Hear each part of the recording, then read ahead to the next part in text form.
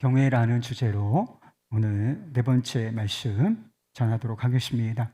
잠시 쉼표가 주는 여유라고 하는 글을 읽어드리도록 하겠습니다. 조금 오래된 글이긴 한데 생각하도록 하는 글이라는 생각이 들었어요. 이런 내용이 있습니다. 아름다운 음악을 들으면서도 소리만 들을 뿐 마음에 감동이 흐르지 않는다면 지금은 쉴 때입니다.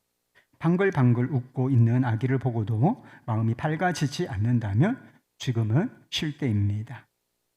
식구들의 얼굴을 마주보고도 활짝 웃어주지 못한다면 지금은 쉴 때입니다.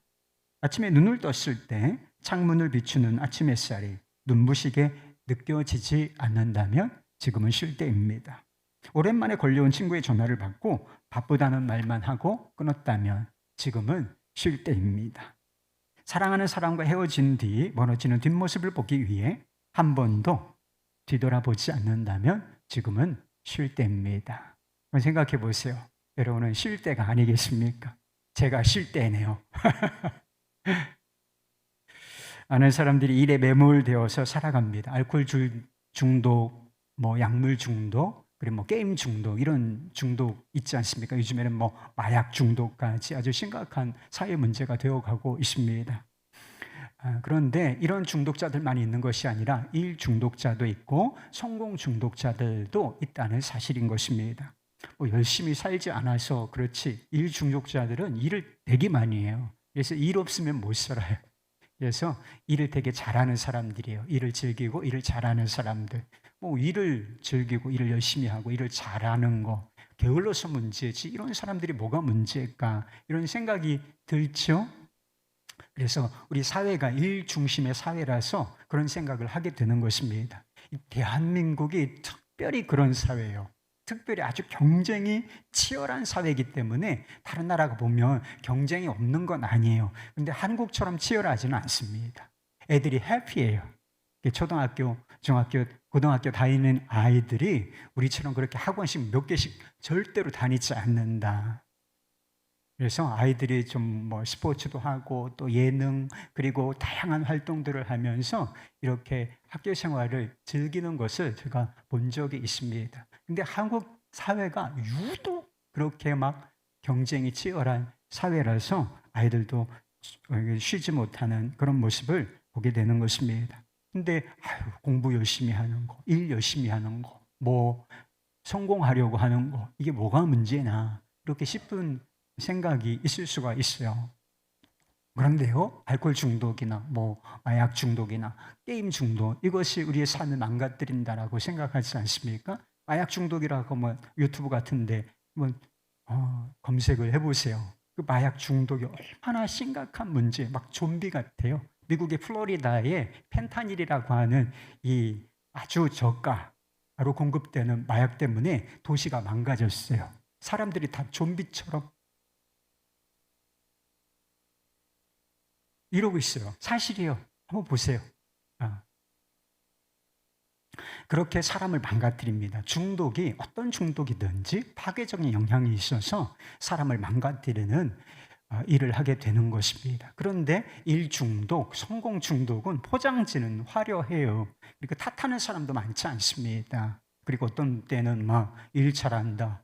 난 일 중독자야. 그러면 괜히 저도 예전에 그런 소리 들으면 불이 안 꺼진다고 목사님 사무실에는 그러면 왠지 뿌듯하고 그런 생각이 들었던 적이 있어요. 그런데 이 포장지만 화려할 뿐이지 일 중독, 성공 중독도 우리의 삶을 파괴시킨다. 파괴적인 영향이 있다는 것을 잊으면 안 되는 것입니다. 많은 사람들에게 왜 그렇게 열심히 일을 하느냐 물으면 가족을 위해서 열심히 일하는 거죠. 이렇게 대답할 분들이 많을 거라고 싶습니다. 그러나 가족을 위하여 일한다고 하지만 실제로 가족을 돌볼 여유가 없다는 거예요. 너무나 가족을 위해서 열심히 일하다 보니까 실제로 가족들을 돌볼, 가족과의 관계를 돌볼 여유가 없어진다는 것입니다. 자녀들을 위하여 일한다고 하지만 자녀들을 위해서 뒷바라지를 해야 되잖아요. 아빠가 돼서 학원도 보내고 공부할 수 있는 또 이렇게 안정적으로 생활할 수 있는 그런 뒷바라지를 해야 하는 것 당연한 것이죠. 그런데 우리 자녀들을 뒷바라지한다. 자녀들을 위하여 일한다고 하지만 자녀들과 교제하는 시간이 너무나 부족하다라고 하는 것입니다. 서로의 마음을 돌아보고 사랑의 교감을 나누는 이 시간은 천금보다 중요해요, 여러분. 천금보다 중요한데 일 때문에 이런 것을 다 희생시키고 시간을 다 소비해버린다, 낭비가 된다라고 하는 것입니다.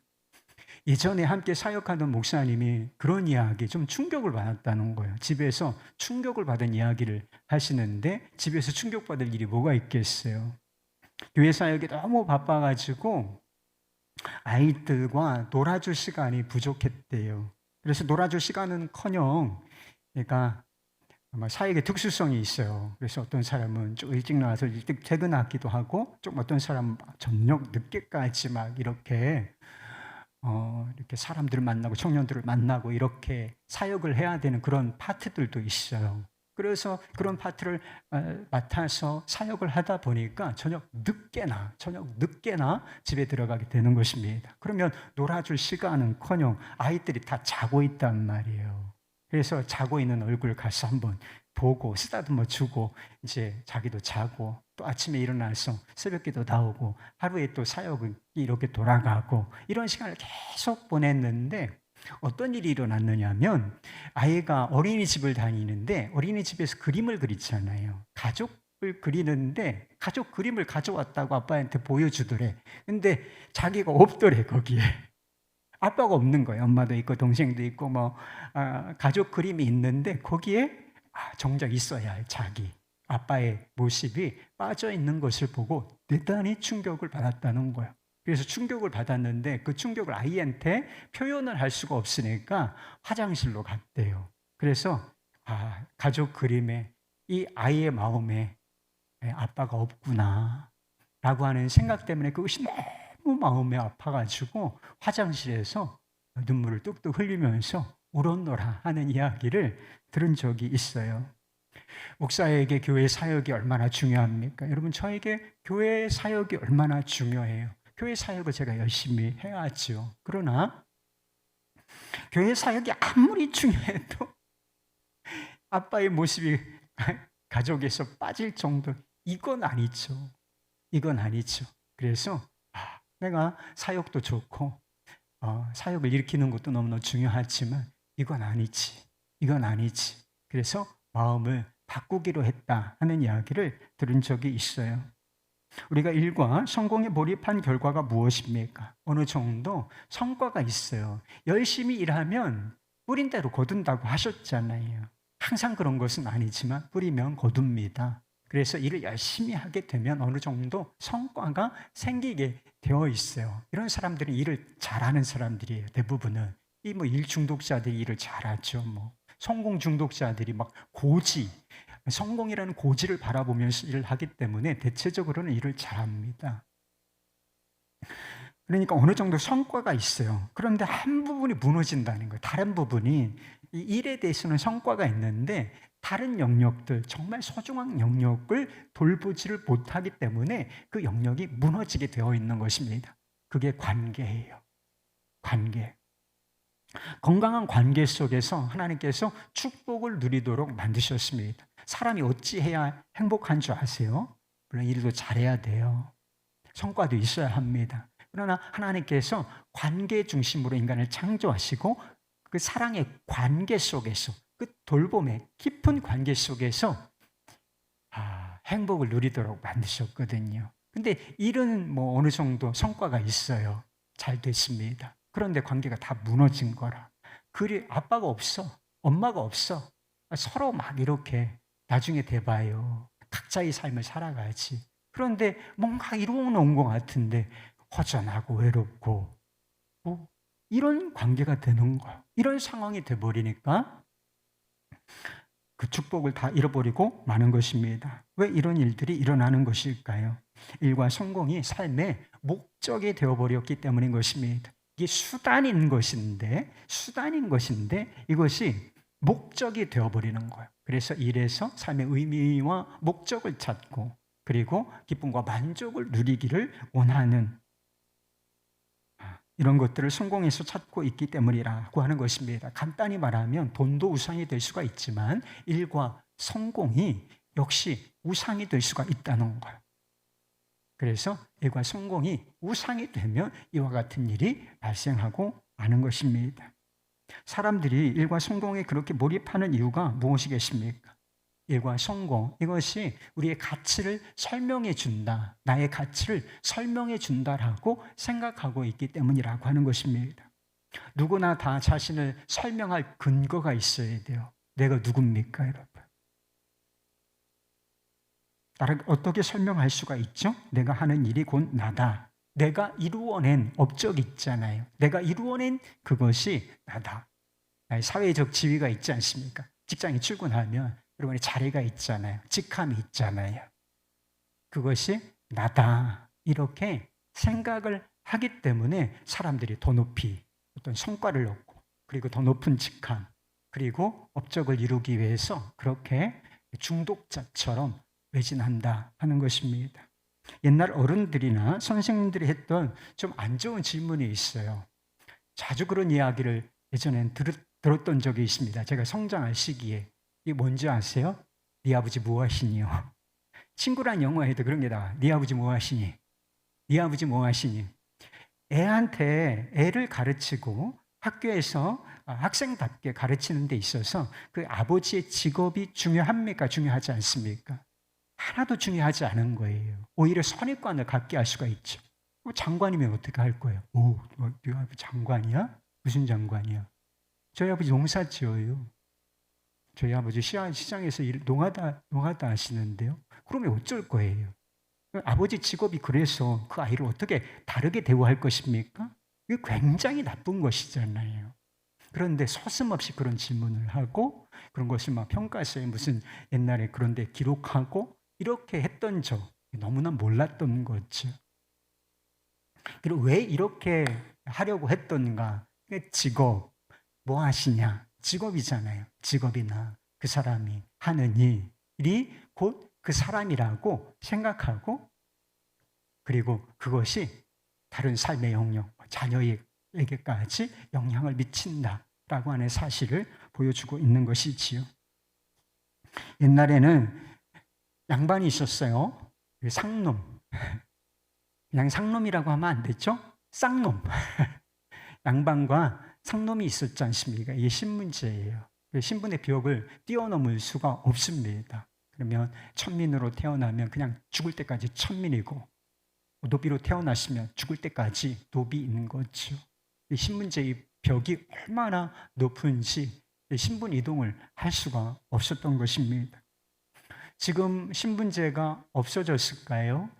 양반과 상놈, 그리고 귀족과 천민, 이런 고대 봉건적인 신분제는 없어졌지만 여전히 신분제는 존재합니다. 그래서 어떤 사람이 예전에 이 신분제를 공고하게 해야 된다. 상위 1%만 그냥 머리 쓰면서 살면 된다. 나머지는 그냥 목욕만 살려주면 된다. 그래서 개돼지라고 하는 표현을 써가지고 큰 무리가 됐던 적도 있어요. 그러니까 신분제가 여전히 존재하는데 어떤 식으로 존재하느냐? 양반과 상놈 이렇게 존재하는 것이 아니라 그 사람의 직업이나 지위, 학력, 경제력 같은 것이 신분을 나누는 기준이 된다는 것입니다. 간단히 말하면 세상은 사람을 어떻게 나누느냐? 신분은 성공한 사람이냐? 실패한 사람이냐? 그렇지 못한 사람이냐? 아니면 부자냐? 가난한 자냐? 이런 식으로 사람의 신분을 나누어서 사람을 달리 평가하고 평가에 따라서 대우가 달라지게 된다는 거예요. 그러니까 그렇게 일을 많이 하고 열심히 하고 성공한 사람이 되기를 원하는 거예요. 그래서 저평가받고 대우받고 그리고 인정받기 위해서 그렇게 애쓰는 것입니다. 일과 성공 중독에 빠진 사람들은 세상의 가치를 그대로, 이와 같은 세상의 가치를 그대로 받아들이는 사람들인 것입니다.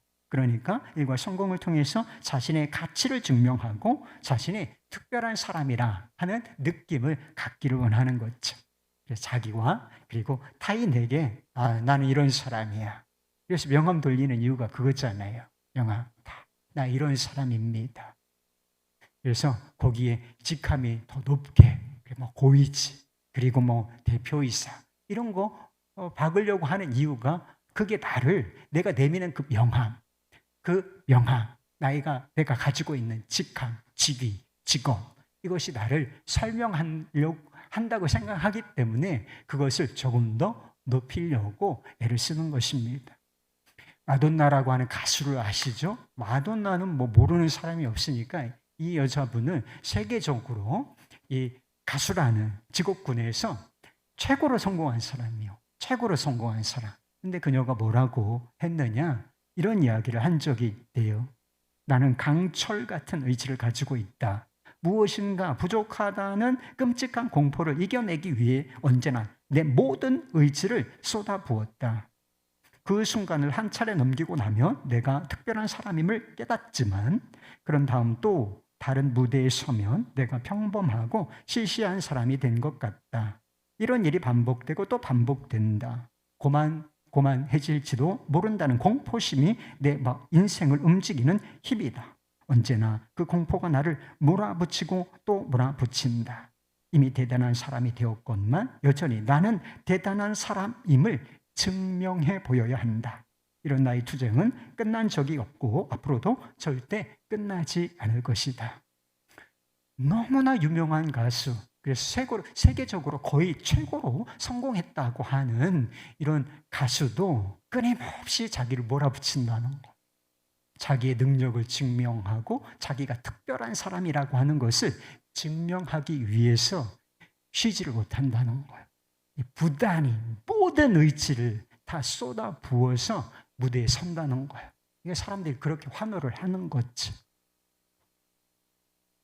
성공을 통해서 자신의 가치를 증명하고자 하는 이 강박관념이 자신의 삶을 움직이는 동력이라 이렇게 말하고 있는 거예요. 일과 성공에서 자신의 가치를 발견하려고 하는 사람들은 진정한 안식을 누리지를 못합니다. 일 중독자, 성공 중독자들은 안식이 없어요. 여러분, 일을 통해서 여러분들이 여러분 자신을 증명하려고 하지 않습니까? 난 대단한 사람이야. 나 이런 사람이요. 라고 증명하려고 한다면 여러분의 마음은 절대로 안식이 없게 된다.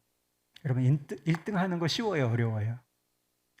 1등 하는 거는 대단히 어려운 일이에요. 1등 하는 게 쉽다는 사람들이 간혹 있지만 이상한 사람들이에요. 1등 하는 거는 대단히 어려운 일이에요. 한 반에서 1등 하는 것도 어렵고, 그리고 그 시에서 전국에서 1등 하는 거 딱 한 사람밖에 없는 거잖아요. 1등은 딱 한 사람밖에 없는 거잖아요. 그러니까 1등 하기가 대단히 어렵다고요.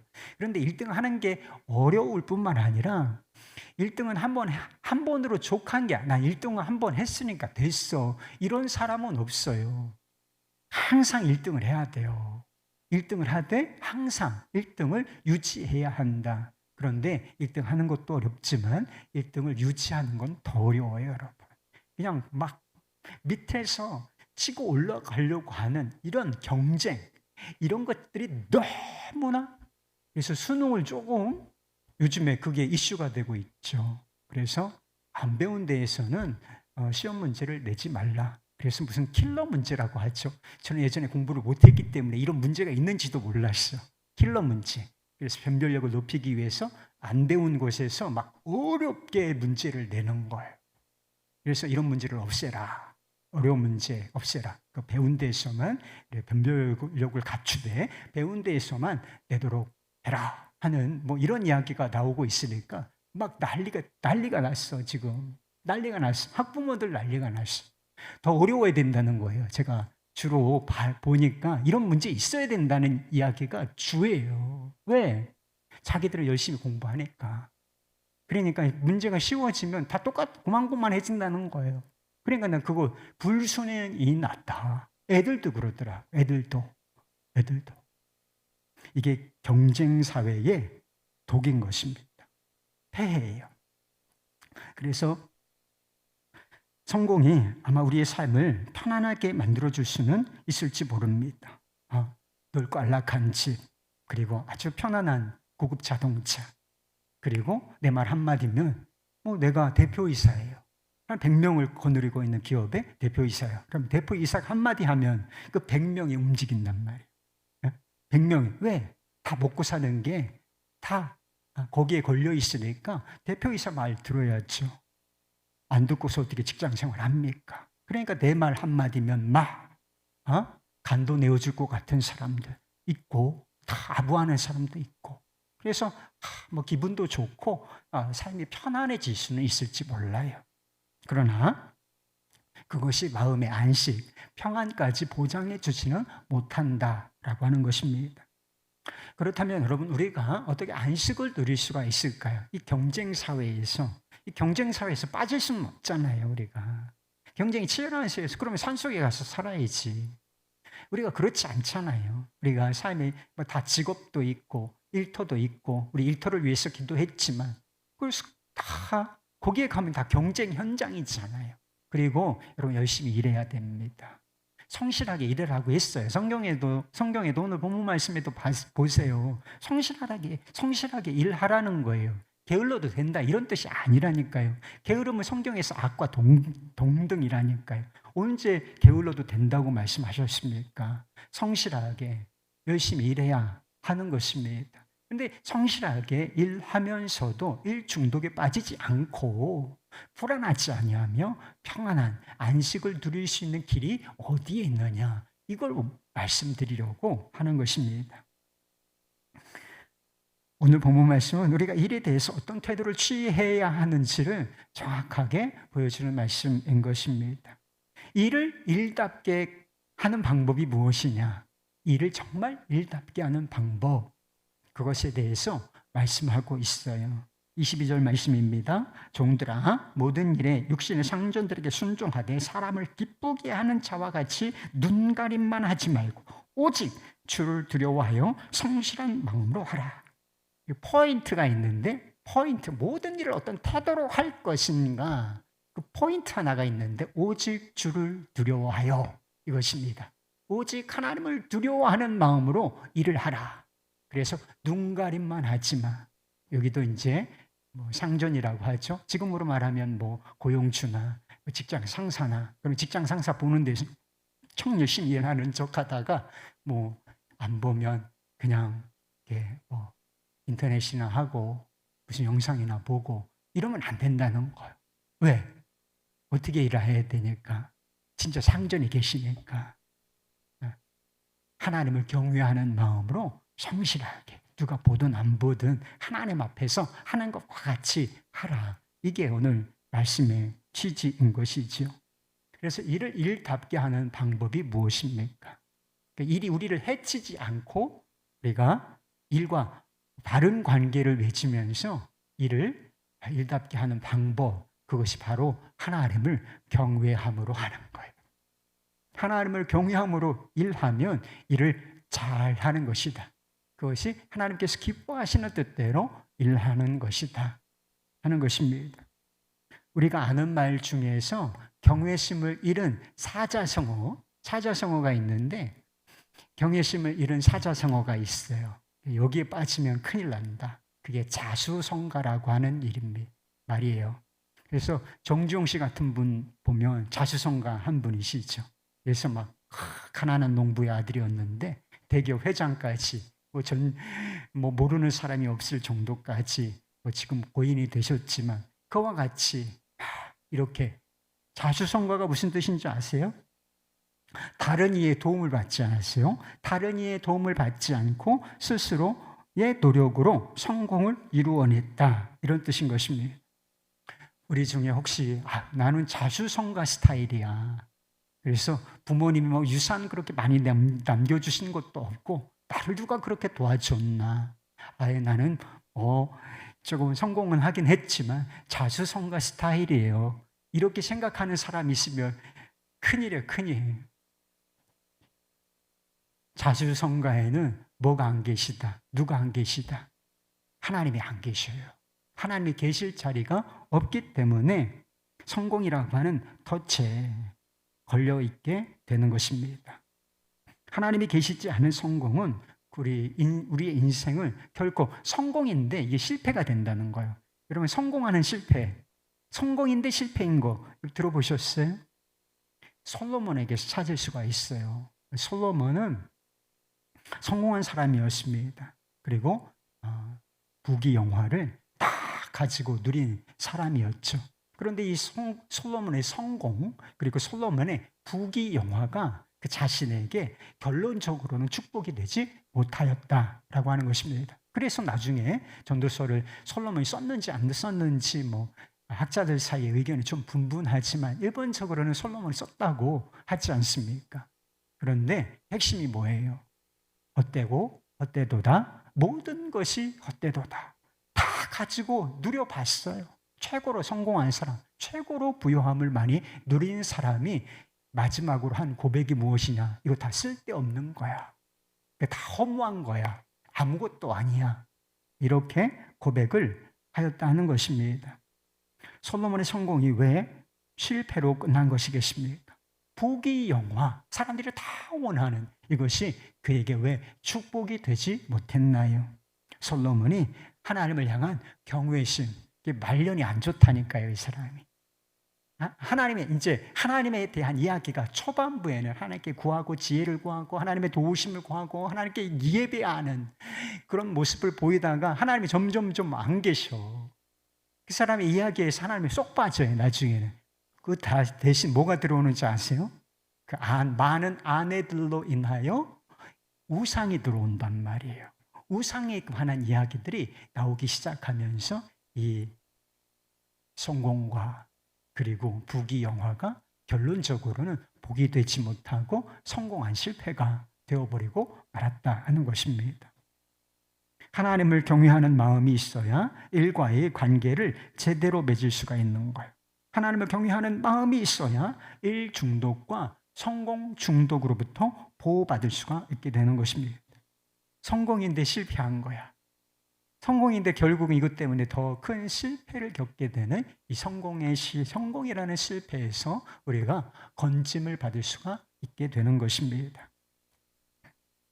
하나님께서 우리가 일과 성공의 마음을 빼앗기지 아니하도록 안전장치 하나를 걸어두셨어요.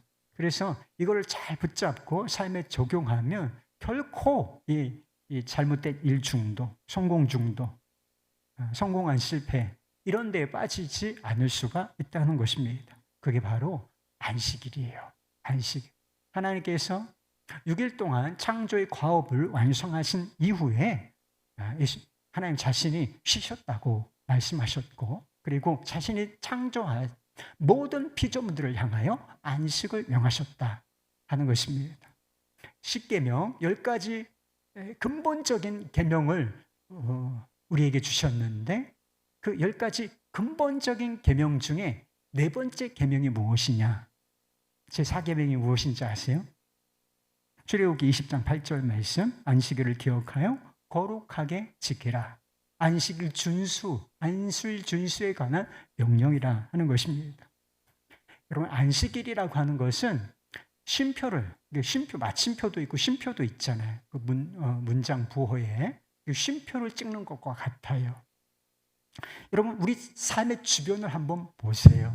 우리 삶의 주변을 보면 쉼표가 꼭 필요하다는 사실을 알 수가 있어요. 오선지에 음표를 그리잖아요. 작곡을 하지 않습니까? 그러면 중간에 꼭 뭐를 찍어준다. 어느 시점에 가서는 반드시 찍어주는 것이 있어요. 그게 바로 쉼표라는 거예요. 쉬는 거예요. 요 마디는 잠깐 쉬어. 요 부분은 잠깐 쉬어. 이렇게 쉼표가 있다는 것입니다. 그리고 그림에도 여백이 있어요. 그래서 동양의 그림은 굉장히 여백을 중요시합니다. 그래서 그림의 공간, 화선지를 꽉 채우지 않고 오히려 한 3분의 1, 그보다 더 적게 이렇게 공간을 더 많이 두고서 그림을 그리는 것을 볼 수가 있다는 거예요. 그림에도 공간이 있다는 거예요. 조각에도 공간이 있어요. 그리고 고속도로에도 휴게소가 있다. 그죠? 왜 이런 것을 두겠습니까? 왜 굳이 쉼표가 필요하겠습니까? 음악이 음악되고 그림이 그림되며 조각이 조각되고 그리고 고속도로가 고속도로가 되려면 반드시 쉼표, 쉬는 부분이 있어야 한다는 것입니다. 자동차 한번 생각해 보세요. 자동차 다 운전하고 다니시죠? 자동차의 목적이 뭐예요? 사람은 이제 일반적으로는 도보 6km, 시속 6km 정도만 우리가 걸을 수가 있잖아요. 그런데 이 자동차는 뭐 100km도 뭐 그 이상으로도 달릴 수가 있지 않습니까? 자동차를 만들어 사고 다니는 목적은 빠르게 달리기 위함, 목적지까지 단시간에 가기 위함이라고 하는 것입니다. 그런데 빠르게 가기 위하여 만들어진 자동차에 무엇이 있느냐? 브레이크가 있다는 거예요. 브레이크가 없다면 어떻게 될 것 같아요, 여러분? 자동차에 브레이크가 없어. 그러면 그 자동차 위험해서 절대로 탈 수가 없어요. 그래서 빠르지만 안전하게 달리기 위해서는 뭐가 있어야 된다? 브레이크, 멈춤, 제동 장치가 반드시 필요하다라고 하는 것입니다. 안식일은 쉬라는 거예요. 쉬라. 그래서 아무 일도 하지 마. 아무 일도 하지 마. 멈추라는 거예요. 멈춰. 스탑. 그래서 다 스탑. 진짜로 이스라엘 가면 다 쉽니다. 그리고 모든 일이 다 멈춰. 다 멈춰요. 그래서 정말 지금 뭐 성경 시대가 아니잖아요. 그 성경이 기록된 그 사람들은 구약 성경만 가지고 있으니까 구약 성경이 기록된 이후로 벌써 한 거의 2500년, 3000년 됐어요. 그런데 거기에서 안식일을 준수하라. 이 말씀 철저하게 지키고 있습니다. 그래서 대중교통이 안식일에 운행을 하지 않습니다. 엘리베이터 버튼을 누르는 걸 일이라고 생각한대, 이 사람은. 그래서 뭐 고층 건물이 그렇게 많지는 않습니다. 근데 고층에 안식일에 고층에 올라가려면 엘리베이터를 타야 되잖아요. 그래서 엘리베이터 버튼을 누르는 것이 이게 일이라서 안 되는 거라. 그래서 이 사람들은 자동으로 해놨어요. 그래서 층층마다가 딱 서서 열렸다 닫히고 또 그 다음 층에 답답하죠. 우리가 보기에는 누르지 그걸 못 눌러가지고 일이라고 안식일 어기는 거라고 그러고 있어요. 전등 스위치 지금 안식일 됐잖아요. 그럼 끄들 못해고 안식일 시작되잖아요. 그러면 켜놨는데 끄지를 못하는 거야. 그래서 타이머 다 걸어놨어요. 타이머 같은 거를 그 정도로 철저하게 아무것도 안 해요. 철저하게 아무것도 안 한다. 우리 같으면 그거 좀 하지. 그 성경에 위배되는 일이라고. 안식일 어기는 거라고. 이래서 절대로 하지 않아요. 그러나 안식일은 단순히 아무것도 하지 않는 것만을 의미하는 게 아니에요. 안식일의 진정한 의미는 일에 있어서 벗어나는 거예요. 6일 동안 일하는 겁니다, 여러분. 일하는 루틴에 들어가 있잖아요. 그래서 아침에 일어나서 저녁까지 일하다가 돌아오고 자서 또 다음에 일어나서 이게 일하는 루틴이란 말이에요. 루틴이 계속 이렇게 다람쥐 쳇바퀴처럼 돈다는 거예요. 그런데 어느 시점에서 딱 멈추는 거예요. 그래서 일이라고 하는 트랙에서 벗어나는 것입니다. 일이라고 하는 트랙에서 벗어나서 하나님께 초점을 맞추는 것입니다. 늘 하나님께 초점을 맞추고 살아야 하지만 온전하게 하루는 7일 중에 하루는 온전히 주님께 초점을 맞추고 주님 안에 거하는 시간, 이게 바로 안식일의 의미인 줄 믿으시기를 바라요. 우리가 정말 바라보고 살아야 할 대상이 뭐냐? 일 아니라는 거예요. 우리가 일로 사는 거 아니고 우리가 무엇으로 사는가? 하나님의 은혜로 살고 하나님을 경외함으로 신뢰함으로 산다는 것, 이것을 깨닫도록 만들어준 날, 그것이 바로 안식일이라고 하는 것입니다. 어거스틴이라는 교부가 이런 말을 했던 적이 있어요. 주님, 당신은 우리가 찬양하는 것을 기뻐하십니다. 왜냐하면 당신을 위해 우리를 만드셨기 때문입니다. 그리고 우리의 마음은 당신 안에서 안식을 찾을 때까지 쉴 수 없습니다. 그럼 우리가 찬양하고 기도하고 이렇게 했죠. 하나님은 우리가 찬양하는 거, 예배하는 거, 이것을 기뻐하신다는 것, 이것만을 의미하는 건 아니지만 이렇게 모여서 하나님을 찬양하고 예배하는 거, 이것만을 의미하는 건 아니지만 우리의 삶을 통해서, 우리 전생애를 통해서 하나님을 예배하고 찬양하는 것을 하나님은 기뻐하십니다. 왜 기뻐하시냐? 우리를 그러한 목적으로서 만드셨기 때문이라고 하는 것입니다. 찬양하게 하시기 위하여 우리를 세상의 모든 피조물을 만드셨기 때문에 그러한 목적대로 우리가 하나님을 예배하고 찬양하고 감사할 때 하나님은 그것을 기쁘게 여기신다 하는 것입니다. 그런데 이런 진리를 반복적으로 깨닫게 해주는 것, 창조의 질서와 창조의 목적을 반복적으로 깨닫게 해주는 것이 무엇인가? 그것이 바로 안식일, 우리로 말하자면 주일이라 하는 것입니다. 우리가 주일에 뭐 합니까? 하나님을 찬양하고 예배를 드리지요. 하나님을 바라보며 기도하지 않습니까? 하나님을 향한 찬양과 감사, 그리고 하나님에 대한 신뢰를 예배를 통해서 표현하는 것입니다. 주일을 정말 주일답게 지키셔야 돼요. 그래서 요즘에 주일 성수 신앙이 조금 이렇게 약화됐어요. 제가 보기에는. 그래서 제가 어릴 때, 청년 때까지만 해도 뭐 성수주일이 얼마나 강조되었는지 모릅니다. 나쁜 방식으로 너무 율법적으로 강조하는 거 좋은 거 아니라고 생각해요. 그러나 여러분 주일 지켜야 되나요? 주일 지켜야죠. 주일 지켜야죠. 그런데 주일을 지킨다는 것이 단순히 몸만 예배당에 와서 있다고 해서 그게 주일을 주일답게 지키는 것은 결코 아니라는 사실을 아셔야 하는 것입니다. 주일을 지킨다는 게 뭐예요? 주님과 눈을 맞추는 겁니다. 주님과 눈을 맞추고 시선을 주님께 두고 그리고 사랑의 교감을 나누고 신뢰를 표현해 드리는 것입니다. 그분의 사랑과 다스림 안에 우리 자신을 내려놓는 거예요. 그래서 일해야 하지만, 열심히 일해야 되지만 우리가 일로 사는 거 아니다. 하나님의 은혜로 살고 하나님을 영화롭게 하기 위하여 살고 그런 자를 하나님이 기뻐하신다 하는 것을 확인하고 또 확인하고 하는 시간이 바로 주일이라고 하는 것입니다. 정말 일을 잘하는 사람이 누군지 아십니까? 정말 성공한 사람이 누군지 아세요? 자신의 위치를 잘 아는 사람인 것입니다. 하나님께서 지으신 목적대로 하나님을 영과 진리로 예배하는 사람이라고 하는 것입니다.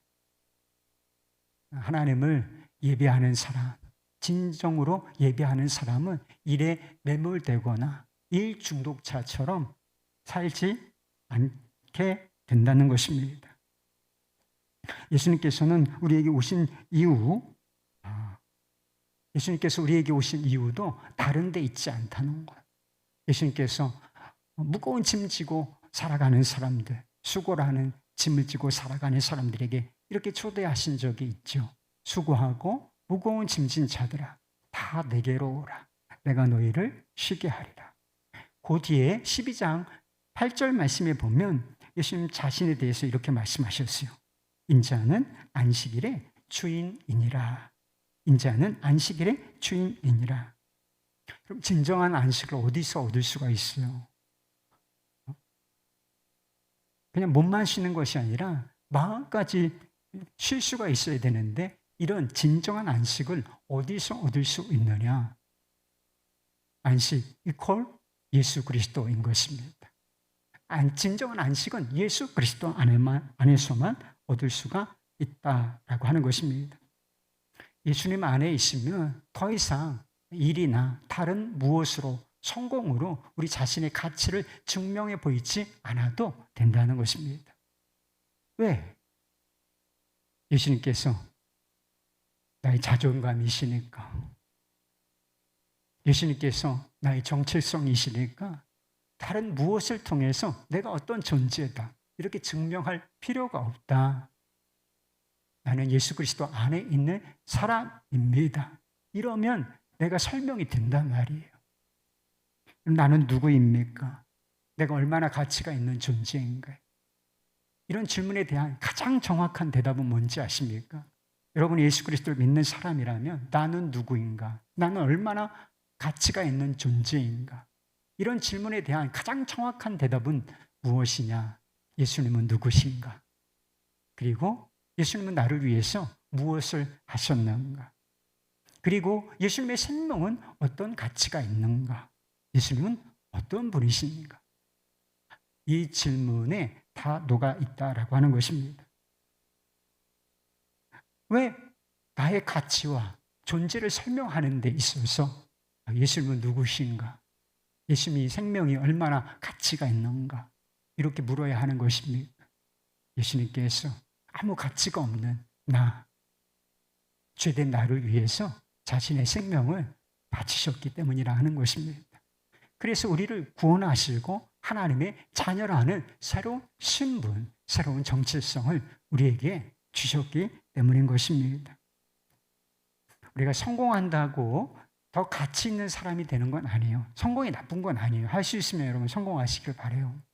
성공이 뭐가 나쁩니까? 성공하는 건 나쁜 건 아니에요.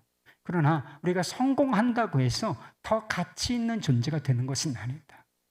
여러분, 성공하는 것보다 실패하는 게 더 쉬워요. 실패할 수가 있죠.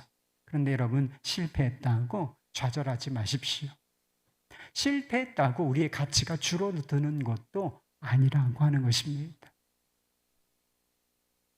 예수 그리스도 안에 있는 우리의 가치는 어떤 경우에도 변함이 없다는 것입니다. 우리를 핏값으로 사신 그 주님, 그리스도께서 영원한 분이시기 때문이라고 하는 것입니다.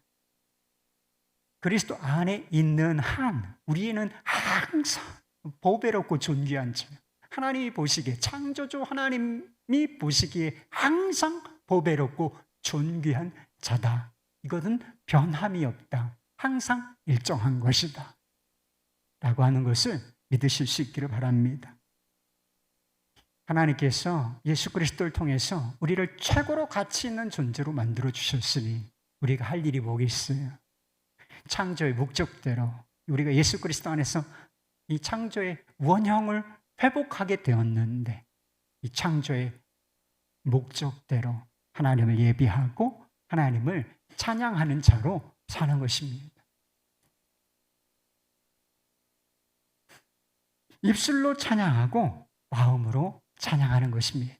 그리고 일로도 주님을 찬양하는 거예요. 그러니까 여러분들이 하시는 일이 있잖아요. 여러분들이 하시는 이 일의 현장에서 하나님을 인정하는 거예요. 이 일의 주인이 하나님이시고 하나님이 기뻐하시는 방식대로 일을 하는 것, 이를 통해서 하나님을 찬양하는 것입니다. 성공했을 때 찬양하고 혹 실패했을지라도 하나님을 찬양하는 것입니다. 여러분, 에릭 리델이라고 하는 사람을 아실 것입니다. 영국의 국가대표 육상 선수로서 1942년에 개최된 프랑스 올림픽에 출전했던 사람이었습니다. 주종목이 100m예요. 그래서 강력한 우승 후보라는 것을 다 알고 있었어요. 그런데 100m 예선전에 출전하지를 않았죠. 그 100m 예선이 마침 주일에 열리게 되었기 때문에 저는 주일에는 뛰지 않습니다. 이런 이야기를 하면서 경기에 출전을 하지 않아요. 그래서 금메달을 딸 수가 없는 그런 상황이 된 거죠. 그래서 편협한 신앙인이다. 편협해. 이율법주의자 같은 사람. 이런 비난이 쇄도했지만 그는 굴하지 않았습니다. 그리고 다른 날 평일에 열렸던 400m 계주, 400m 주종목이 아닌 이 400m에서 그가 금메달을 따게 되었습니다. 여기까지는 우리가 여러 번 들어서 잘 아는 이야기죠. 그런데 에릭 리델과 함께 이 올림픽에 출전했던 해럴드 에이브러함스라고 하는 사람이 있었대요. 그래서 이 두 사람의 이야기가 불의 전차라고 하는 영화로 만들어졌어요. 그래서 불의 전차 보실 수 있으면 한번 보시기 바랍니다. 이 영화에서는 두 사람의 차이가 이렇게 그려지고 있어요. 둘 다 엄청난 선수들이었어요, 그 당시에는. 그래서 두 사람 모두 다 금메달을 향해서 최선을 다하는, 노력하는 그런 사람들이었습니다. 하지만 이 에이브러햄스가 최선을 다해서 달리는 목적은 자신의 그 달리기를 통해서 자신의 능력을 입증해 보이는 것이었대요. 그래서 출전을 앞두고서 에이브러햄스가 이런 이야기를 하는 장면이 있답니다. 내 존재 가치를 증명할 시간은 이 10초 안에 있다. 그래서 이 에이브러햄스는 달릴 때 그러니까 전속력으로 모든 에너지를, 육체의 에너지를 극한까지 최고로 끌어올려서 100m를 달려야 하니까 얼마나 힘든 일이겠습니까? 그런데 이 에브라임스는 이렇게 최선을 다해서 달릴 때뿐만 아니라 그냥 달리기를 쉬고 있을 때에도 굉장히 힘들어했다는 것입니다. 쉼없이 달리기를 통해서 자신의 가치를 증명해 보여야 한다고 생각했기 때문이라는 것입니다. 그러나 에릭 리델은 달릴 때도 쉬는 기분이었다는 거예요. 달리기를 통해서 자신의 가치를 증명해 보일 필요가 없었기 때문이에요. 나는 죄인이었지만 하나님께서 있는 그대로 사랑으로 나를 받아주셨다라고 생각이 됐단 말이에요. 무조건 은혜로 나를 받아주셨으니 이제 내가 하는 모든 일은 그냥 그분을 기쁘시게 하기 위한 일일 뿐이다. 이렇게 생각을 했다는 것입니다. 그는 자신의 여동생에게 이렇게 말했대요. 하나님이 나를 기쁘게, 나를 빠르게 만드셨어. 달릴 때마다 그분이 기뻐하시는 게 느껴져. 여러분 마음에 안식을 얻고 싶으십니까? 진정한 성공자로 살고 싶으신가요? 그렇다면 여러분의 일과 삶에 주님이라는 쉼표를 찍으실 수 있기를 바랍니다. 여러분을 그냥 있는 그대로 잘해서가 아니라 우리 잘한 게 뭐가 있어요? 우리가 지옥 갈 죄인들이지. 우리를 예수 그리스도를 통해서 무조건적으로 사랑하시고 받아주신 그 하나님 안에서 안식을 누리시기를 바랍니다. 그리고 그 하나님을 찬양하고 예배하는 방법을 배우실 수 있기를 바랍니다. 여러분의 가정과 일터에 하나님의 나라가 임하시도록 구하시기를 축복하겠습니다.